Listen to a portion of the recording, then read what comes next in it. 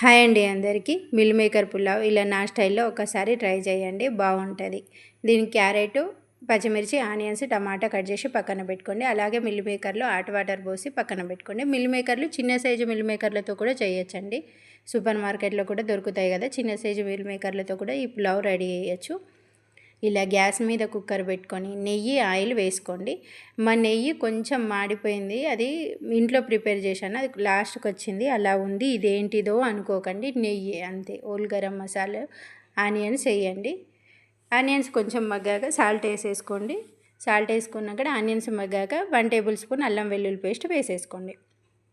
అంతే, 1 table spoon అల్లం వెల్లుల్లి పేస్ట్ వేసేసుకొని అల్లం వెల్లుల్లి పేస్ట్ పచ్చివాసన పోయే వరకు వేయించుకున్న తర్వాత మనం కట్ చేసుకున్న క్యారెట్, పచ్చిమిర్చి, టమాటాలు ఇందులో వేసేసుకోండి.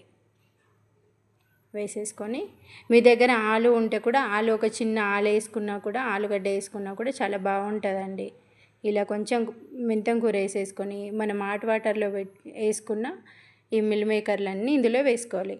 టమాటాలు అంతా మగ్గిన తర్వాతనే మిల్ మేకర్లు వేసుకోవాలి. ఇలాగే ధనియా పొడి, పసుపు, కారం, గరం మసాలా, కొంచెం బిర్యానీ మసాలా వేసుకోండి.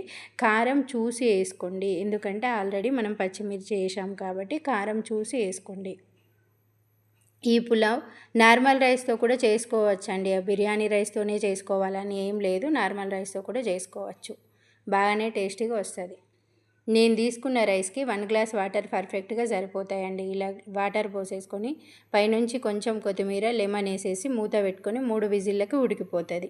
ఇది రైతాతో కానీ గ్రేవీతో కానీ, ఏదైనా గ్రేవీతో కానీ సర్వ్ చేసుకున్నా బాగుంటుంది. రైతా వీడియో నేను షార్ట్ వీడియో యూట్యూబ్లో పెట్టాను, ఒకసారి చూడండి.